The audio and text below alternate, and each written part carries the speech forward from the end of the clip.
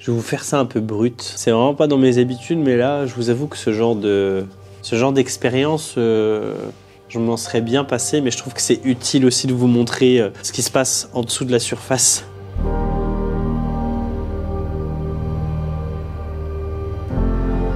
Comme vous allez le voir, je me suis rendu sur la Loue, vers Moutier, Haute-Pierre et Lot, qui fait partie d'une rivière mythique, une rivière qui est très connue en fait, qui est connue en France entière. Enfin, c'est un joyau, quoi. Vraiment, comme le disait Tanguy, c'est une rivière exceptionnelle. Et aujourd'hui, j'ai voulu me rendre sur place parce qu'il y a 4 jours, j'ai vu Tanguy et Jean-Marc qui ont posté des photos alertant les gens et comme quoi il y avait la présence de saproléniose qui était présente sur la Loue. Putain, c'est triste, hein. Oh, c'est triste, hein. Elle est horrible.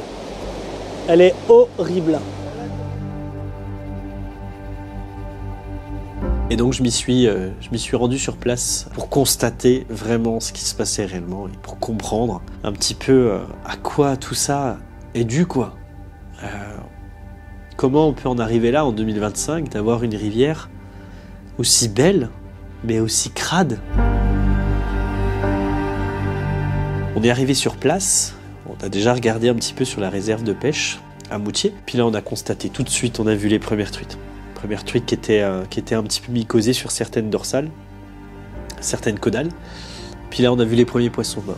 On a regardé de manière mais vraiment impuissant, quoi. On pouvait rien faire à part filmer. Et là, même si je croyais Jean-Marc et Tanguy, j'avais besoin de filmer ces moments-là pour vous le montrer, pour que vous me croyiez aussi que bah ouais, la Loue en janvier-février, elle est comme ça.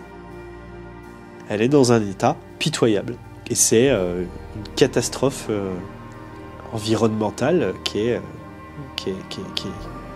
incontrôlable, quoi. On n'a pas d'issue à ça, en fait. On va voir si on en voit. On en avait vu en bas, là, vers le mur. Ouais, on va aller voir celle qu'on a vue aussi. Tu sais, les 3-4 qui étaient le long du mur, là-bas. Ouais. En espérant qu'elles ne sont pas touchées. Bah oui.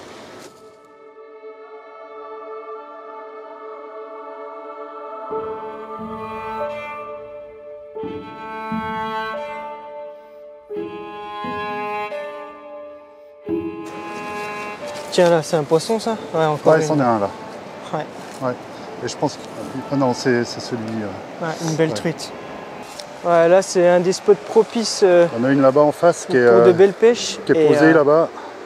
Ça fait vraiment mal au cœur de voir ça, quoi. Là, c'est des spots qu'on adore pour la pêche. La plupart, ils se sont laissés dévaler dans les grilles ou les barrages. Mais voilà, c'est désastreux, quoi. Alors sur Vuillafan, on y allait, je suis allé aux barrières, il n'y avait rien. Ouais. Je suis allé sur le pont, bah, j'ai pas vu non plus énormément de poissons. Aux barrières, on en a vu 2-3 de truites, hein, Tanguy. Ouais. Enfin, qui était en forme. Qui était en forme. Voilà. On a vu des poissons en forme avec Tanguy sur Vuillafan. Ça allait.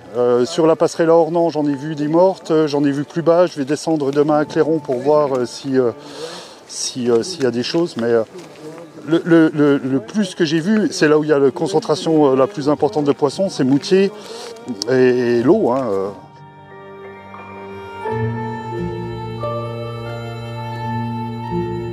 J'ai encore en tête cette truite là qui est en train de nous regarder. Je lui mets la GoPro, elle s'approche de la GoPro pour voir ce que c'est, alors que là on parle d'un poisson sauvage, quoi. Il n'y a pas plus sauvage qu'une truite. La moindre vibration dans le sol quand on pêche, la truite elle dévale, quoi. Et là non, en fait c'est tout le contraire. Elle s'approchait en mode vraiment qu'est-ce qui se passe, quoi. Donc tout son système nerveux était atteint et elle ne captait plus rien, quoi. Plus rien.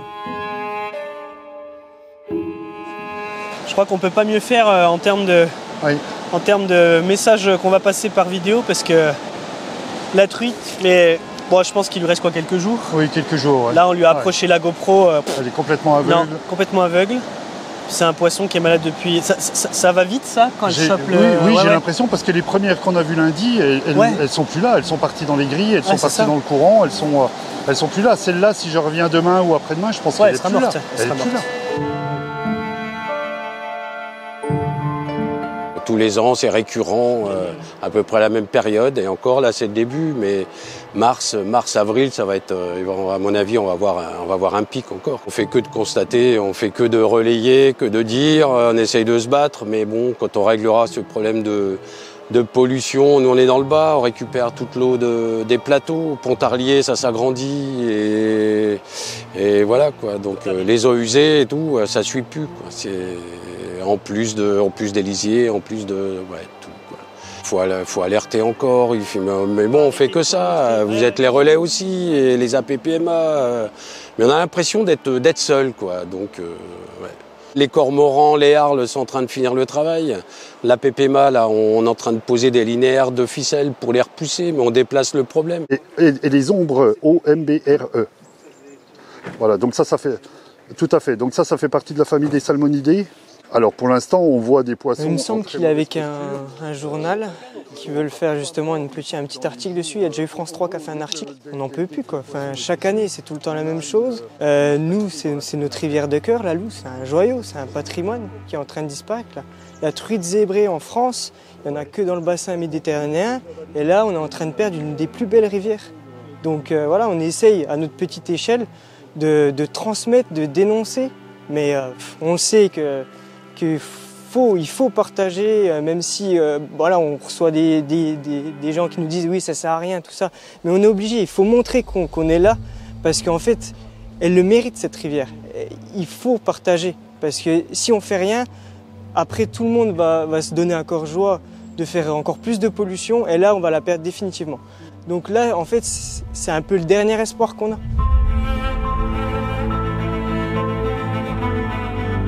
On va sur un endroit où Jean-Marc avait vu avec Tanguy une truite, une grosse truite quoi, de 50 quoi, qui avait quelques champignons. Et là on arrive, qu'est-ce qu'on voit ? On voit la même truite, mais avec 3 fois plus de champignons. Et là je m'approche, je me dis Bastien tu vas faire doucement.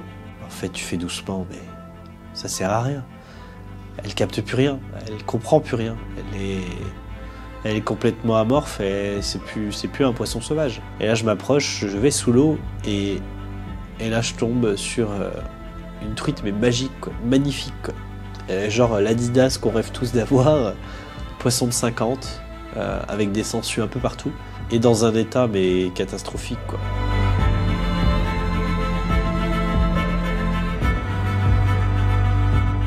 Alors on l'a vu il y a 2 jours avec Jean-Marc, elle était à peine mycosée au niveau de la queue, vraiment 1 ou 2 cm.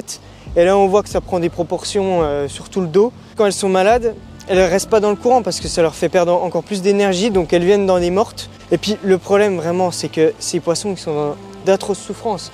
Parce que voilà, un poisson, là elle se met là, elle va venir mourir.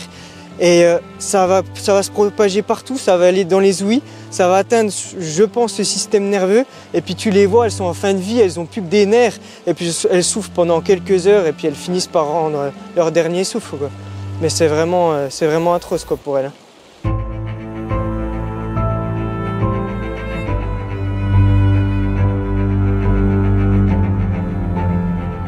Ça fait une semaine que voilà, les nuits sont compliquées parce que ces poissons sont en train d'agoniser une fois de plus. Hein.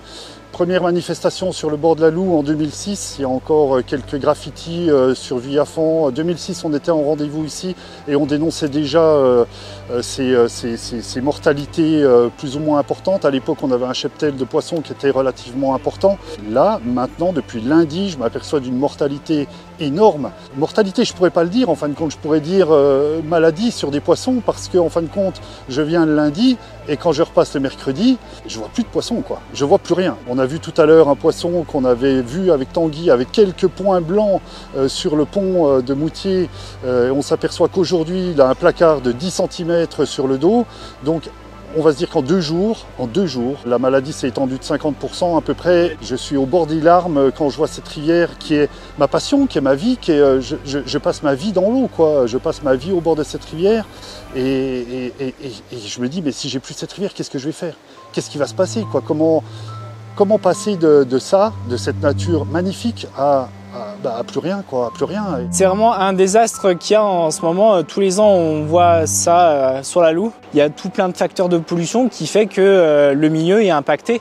Donc c'est inquiétant. Donc si tout le monde se mobilise, on peut arriver à faire quelque chose d'intéressant. J'ai contacté Le Monde aussi, j'ai contacté, voilà, j'ai envoyé des courriers à pas mal d'assos, j'ai contacté l'OFB aussi, l'OFB n'est pas présente, ils ont des problèmes en ce moment avec, avec les politiques. Avec le gouvernement, ouais. Voilà, donc ils sont bien ciblés et donc ils sont en grève actuellement, donc ils ne se déplaceront pas. Voilà, les présidents de pêche, les APPMA, tout le monde est au courant, tout le monde est réactif.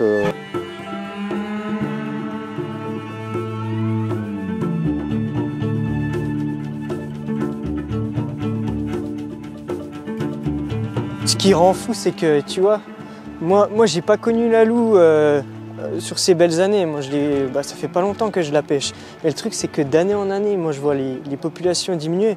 Par exemple, sur le long du mur, là, quand j'ai commencé à la pêche à la mouche, t'en avais, allez, 5-6 le long. T'en as attaqué 1, 2, 3, 4, 5, 6. Et là, après, ça diminue petit à petit. Et puis là, d'année en année, tu vois qu'il y en a de moins en moins. Et puis à force, le long du mur, t'en as plus aucune.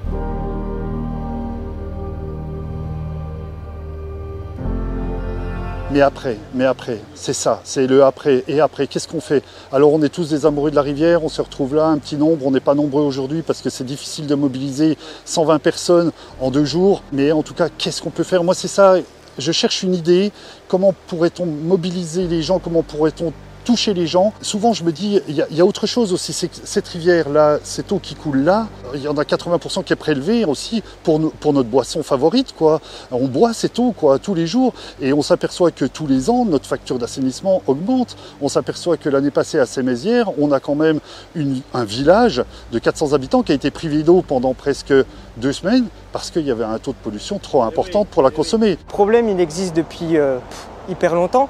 Ça fait 30 ans qu'on a toujours ces mortalités. Ça s'est accentué au fil des années. Et on a une très grosse mortalité en 2010. On a perdu franchement pratiquement 70-80% du cheptel piscicole. Donc la loue était réputée avant dans le monde entier. On avait des Japonais, on avait des gens de toute nationalité qui venaient sur la loue. Il y a eu des études de fait. Donc suite à cette grosse mortalité, on voit quand même que la cause majeure, et eux aussi le reconnaissent, c'est l'agriculture. Parce qu'en fait, on a une surproduction. On n'a rien contre la production de comté, mais en fait, c'est une surproduction. Ouais, la surface agricole est trop petite. Et en fait, c'est la surproduction et l'exportation. Jean-Marc, il était à Dubaï. Il a été dans un truc pour acheter des aliments. Il a vu du comté qui venait d'ici, quoi, à Dubaï. Il y en a en Chine, il y en a partout dans le monde. La surface agricole, la Franche-Comté, c'est tout petit. Si c'était produit nationalement. Mais là, c'est vraiment hyper concentré. On a un sol qui est hyper mince. Il est tout fin, en fait, le sol. Et en fait, la végétation, quand ils épandent du lisier, elle n'a pas le temps d'absorber et tout finit dans le sous-sol. Et le sous-sol, il est calcaire. Donc le sous-sol calcaire, en fait, c'est comme un gruyère. En fait, tu as plein de petites cavités partout et tout est entremêlé. Et en fait, du coup, quand le lisier, qui est liquide, va dans le sol, tout finit à la rivière à un moment donné. Il n'y a pas que les poissons, il y a aussi tout ce qui vit, parce que c'est une destruction massive de la faune, de la flore, c'est une destruction aussi de tous ces oiseaux, de toutes ces chauves-souris qui s'alimentent aussi de tous ces insectes qui volent. Et je me dis, mais qu'est-ce qu'on peut faire? Et je suis complètement impuissant depuis une semaine, j'ai tout fait ce que je pouvais. Malheureusement, je connais l'issue, mais j'ai pas de solution. Là, je rencontre Jean-Michel, donc qui est un ancien président du coin, et puis qui me dévoile des choses avec ses analyses scientifiques. Et là, il me dit des choses, mais qui me sidèrent, quoi. J'en reviens pas. Je n'en reviens pas. On a mis 4 ou 5 ans pour bien comprendre le problème et puis savoir d'où ça venait. Et puis on a monté une branche du SAMU de l'environnement pour la Franche-Comté. Et là, moi, j'étais le spécialiste de la com. Après, quand on a fait le SAMU de l'environnement, on a décidé d'avoir une démarche plutôt scientifique et surtout de ne pas communiquer, de régler les problèmes en direct avec les pollueurs. Par contre, quand ça se passe comme avec Monin puis qu'ils se foutent de notre gueule, là on appelle les radios, les télés et puis on lâche le morceau. Mais si tu cherches les nitrates par exemple un jour, quand tu as une période de 2 mois de sécheresse et puis que tu as eu un gros coup de flotte à ce moment-là, ça va monter de 5 mg par litre à 70 mg par litre. 2 heures après, il n'y aura plus que 30 et puis 4 heures après, tu seras retombé à 10. Donc si tu fais pas une analyse, je dirais au moins tous les quarts d'heure, tu rates tout, quoi. Il faut montrer ce genre de choses. Il faut qu'on le montre. Pour nos enfants, il faut Putain, faut qu'on fasse quelque chose, quoi. Depuis 2006, la Loue, elle est en train de mourir. Depuis 2006, je sais pas si vous vous rendez compte, ça fait 20 ans, en fait, que la Loue est en train de crever. La Franco-Suisse est touchée, le Cusançin est touché, le Lison est touché, le Dessoubre est touché, toutes nos rivières, tous nos joyaux, parce que c'est des joyaux là qu'on va perdre, quoi. On continuera à se baigner, on continuera à faire du canoë-kayak, on continuera à apprécier la beauté des lieux, mais en tout cas, on verra plus de vie à l'intérieur. Nous, ce qu'on veut, c'est se mettre en lien justement avec les politiques agricoles pour justement trouver un terrain d'entente. Et moi, le seul terrain d'entente, c'est arrêter l'exportation de masse. Ils n'ont pas besoin de manger du comté en Chine, à Dubaï, aux États-Unis, machin, et en faire un produit de qualité qu'on vendra plus cher, mais moins. Voilà, moi, je vois que ça. Le ruisseau où vous étiez à Siratu, moi j'ai fait des analyses, c'était à l'époque où les Indiens sont venus à Ornans, puis ils ont fait leur marche pour la Loue, et voulaient prélever de la flotte dans une source pure, et puis reverser ça à Ornans en faisant leur marche et leur prière. Un truc complètement bidon, c'était juste pour relancer le pot. Ah oui, c'est du théâtre, ils ont inventé ça de toutes pièces. Enfin, c'est ce que les Indiens m'ont dit. On a fait des analyses de ce ruisseau, puis on a voulu comparer avec la Loue. Alors le ruisseau, eau pure, nickel, pas une algue, pas un insecte, pas un poisson, rien. Tu vas le dimanche là-bas, tous les gamins jouent dans le ruisseau parce que comme l'eau est propre et que c'est de l'eau pure de la montagne, et en fait c'est tellement bourré d'ammonium et de nitrite que ça nettoie même la Loue sur une centaine de mètres quand il coule dans la Loue. Tous les ruisseaux au milieu, tous les endroits où ça arrive dans la rivière, plus tu vas vers les sources, plus c'est dégueulasse. Putain, je croise les doigts vraiment que ça vous fasse travailler aussi l'esprit et que ça vous choque autant que moi ça me choque. Cette rivière, c'est la vie, quoi. C'est la vie, toute cette flotte qui passe, c'est notre vie, quoi. Et je me dis, on peut pas passer à côté de ça. C'est fou qu'on puisse ignorer ce truc-là, quoi. Même si on n'est pas pêcheur, même si on n'est pas amoureux, c'est la vie, quoi. C'est la vie qui est en train de partir, là, tranquillement. Ça sort sous la route.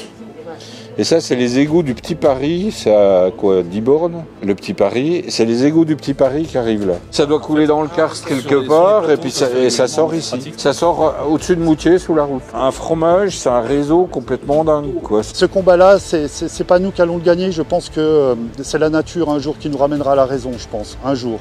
Je croise les doigts pour que mes enfants en profitent un jour, j'espère. Qui voient ces choses qu'on a vues il y a des années. Les pêcheurs, les collectifs, on a beau se battre, mais putain, on n'a pas d'impact en fait. On peut rien faire face à tout ça, quoi. On est les derniers pêcheurs sentinelles presque. Hein. Donc là, si t'enlèves des mecs comme Jean-Marc, après, il n'y a plus personne. Et là, c'est fini. J'ai un copain qui a un petit étang à Rochejean. Il me dit, je ferais bien des analyses de mon étang. J'arrive avec la valoche, tout le bazar. Et je lui dis, mais il y a des trucs par moment complètement dégueulasses. Alors il me dit, ils ont vu, il y a un gars qui vient avec un tracteur et avec un engin derrière, avec comme une herse qui rentre dans le sol et puis qui vide des trucs. Il a une grosse citerne. Et en fait, c'est ce qu'ils y mettent quand ils épandent des trucs de méthaniseurs ou de certaines usines ou même de stations d'épuration. Ils sont obligés d'enfouir ça dans le sol à au moins 9 cm. Et ça, c'est ce qu'on a de plus dégueulasse. Plus tu montes haut, plus tu vas loin, plus tu as des sources en altitude, plus c'est dégueulasse. Mais toxique carrément, quoi. Pisciculture, moi je fais que des tests de saprolénia. Donc j'essaie de cultiver la saprolénia en amont de la pisciculture et puis tout de suite en aval. Et on a fait les... En fait, c'est la source de la Brème. Donc au-dessus, pas de sapronéliose. Et en aval, à 10 mètres à la sortie, il y a de la sapronéliose dedans. On a fait pareil sur... C'est une pisciculture. En amont, il n'y a pas de sapronélia. En aval, il y en a. Après, c'est de secouer un peu toutes les autorités, puis qu'ils aident au moins les piscicultures à se débarrasser de cette merde. Elle mourra complètement, puis peut-être un jour on se dira c'est con, on est passé à côté de quelque chose. Alors peut-être un jour on va remettre des trucs de souche, comme on peut voir dans certains pays, ou peut-être un jour ça sera rempli d'arc-en-ciel. Alors je pêcherai plus ici, c'est certain, parce que ça sera la fin de la rivière, c'est sûr. Moi j'ai commencé ici la pêche à la mouche, tu vois, comme je te disais, il y avait quand même 3 fois plus de poissons. Et on a passé des moments mais fabuleux, quoi. On était là, moi j'ai appris, je savais à peine pêcher, je mettais une mouche d'ornans, voilà, j'envoyais, puis là t'avais des belles trucs qui gobaient, mais là je suis là qui veut débuter la pêche à la mouche là. Il va faire quoi? Là je suis très inquiet, franchement je suis hyper inquiet. Et on n'en parlera plus dans 2-3 mois, on n'en parlera plus. parce que ça sera les beaux jours, parce qu'il va y avoir des belles truites qui vont gober. Là aujourd'hui, ils passent le glyphosate sur les sapins, sur les gentianes. Ils passent du glyphosate, tout ça pour avoir plus de secteurs d'herbe. Après, ils passent le casse-caillou. Et puis une fois qu'ils ont bien ratatiné ça, que c'est bien plat, et ben, ça devient des champs de pissenlit, exactement comme les champs de la plaine. Le comté faisait une pub en disant il y a toutes ces sortes de fleurs dans ce que mange une vache. C'est pour ça que le comté est bon. Maintenant, t'as plus que du pissenlit. Hein. Le reste a disparu. L'année dernière, il y a 2 ans, il y avait des alevins en pagaille. C'était génial. Mais les alevins, il y a moins de poissons, il y a moins d'insectes. Les poissons bouffent des alevins. Tu vois, même la frette cette année, il en a filmé. T'as une truite mâle qui est derrière une femelle pour mettre sa laitance dessus. Et puis normalement, elle chasse les concurrents qui essaient de faire pareil. Mais là, les concurrents, ils faisaient pas du tout pareil. Ils venaient juste bouffer les œufs. Et toujours se battre en fin de compte, parce que chaque fois que tu présentes une vidéo, bah, tu te retrouves confronté à d'autres personnes qui ont à perdre avec ces vidéos que je diffuse, parce qu'en fin de compte, bah, c'est leur boulot, indirectement ou directement. On loue des gîtes, je loue un gîte aussi. Moi, si j'accueille plus mes pêcheurs, bah, c'est aussi quelque chose qui va s'en aller, parce que non seulement c'est un attrait financier, mais c'est un attrait aussi sur la rencontre, sur l'échange, sur le partage, et tout ça, en fin de compte, ça va s'arrêter.